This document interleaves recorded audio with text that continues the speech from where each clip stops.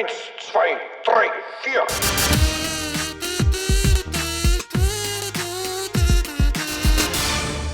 When I was a kid, one of the greatest admonitions my father gave me, without my knowing it, without my realizing that it was really important, was don't believe everything you read.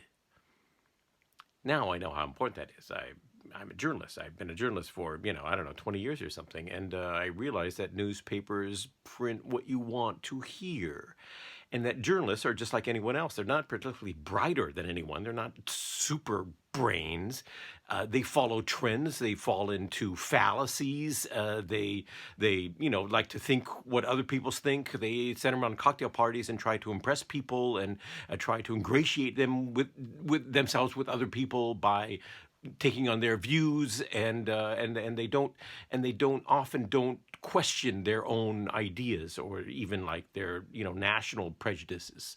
My father's admonition was about reading untruth. The great German equivalent to this is about producing untruth. Papier ist geduldig means paper is patient. The saying is often used for like business contracts or political charters, meaning you can write whatever you want on the paper. Over time, it will be forgotten, and the reality may be completely different. It's the third meaning that interests me, which is paper will allow you to do anything with it. It will never complain. No matter what you write, the paper itself will accept it. The paper has no problems with you writing the worst nonsense you can think up. There is this strange superstition in America, as in Germany and all the Western world, and probably in all the world in general, that if it's printed, it must be true. We have a reverence for books. We have a faith in books, almost like a divine faith, the kind of faith we put in a religion.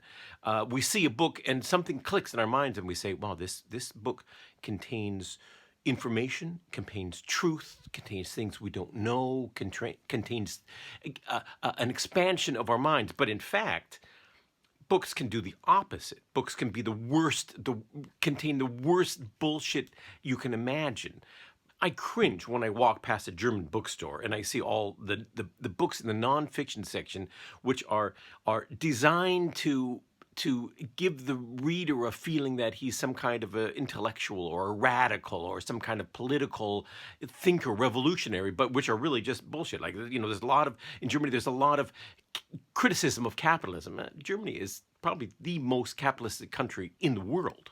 You can't get more capitalist than Germany.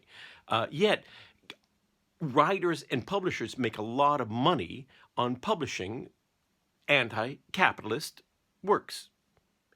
People buy them, spend their money on them. Money goes into the system. More books are produced. Capitalism it gets up and is running well, and everyone's enjoying their prosperity and imagining because of these books that they are some kind of radical revolutionaries, it's just the biggest nonsense I've ever seen in my life. Probably the worst, most dangerous, most destructive book ever written was The Protocols of the Elders of Zion.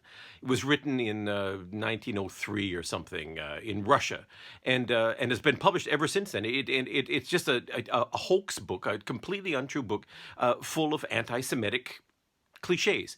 This is where you get the cliche about the Jews killing Christian babies and drinking their blood, and it's still out there. People are still reading this book. And if not for this book, a lot of anti-Semitism may never have happened. And then, of course, we're in Germany, right? Mein Kampf. Hitler probably would not have had the strong following he had among middle-class, educated people, intellectuals, if he had not written Mein Kampf. Because he was a writer, he had more legitimization. He had more respect because he'd written a book. And of course, all the great dictatorships of our time were based on books. Marx's books, Das Kapital and the Communist Manifesto were nonsense. We know that now. We've seen 50 communist states come and go based on Marxist economics. failures, and mainly dictatorships, cruel, inhumane, murderous dictatorships for the most part, all based on the justification of books. When I walk into a museum in Germany, dedicated wholly or in part to the Nazi era, there's always some glass case somewhere with books in it. And the books are written by scientists and professors. And they're about why Jews are inferior people and how they're subverting the German race and how they have to, somehow be taken care of it or pushed back or gotten rid of in order for the Germans to fully develop. These are scientists and professors writing these books. Most German leaders were intellectuals or at least well-educated and from the well-educated class. Goering, collected fine wines and fine art. Goebbels was a brilliant film producer. Hitler himself was always quoting Schopenhauer and other philosophers, and he was very well-read. In even the other great dictators, the great mass murderers of our time, Mao was well-educated and very well-read and an intellectual. Lenin was radicalized at university. Pol Pot, who murdered intellectuals, went to elite schools and was radicalized at university in Paris. The Ayatollah Khomeini enjoyed an elite education and wrote 40 books. Growing up in America, I grew up with the idea that, well, first of all, that America doesn't have much culture. We'll have to look to Europe to get, real superior culture. But we had this idea that culture makes you a better person. And it's true that the more educated you are, the more money you can make, which is good. It's true that, most books, I would say 51% of books written are at least trying to be truthful or to improve humankind. And I love culture and I love books. I made a career and a life out of literature, so all that's true.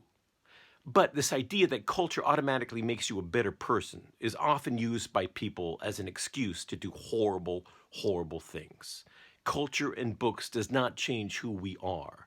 If we are evil, we remain evil, because Papier ist geduldig. 1, 2, 3, 4.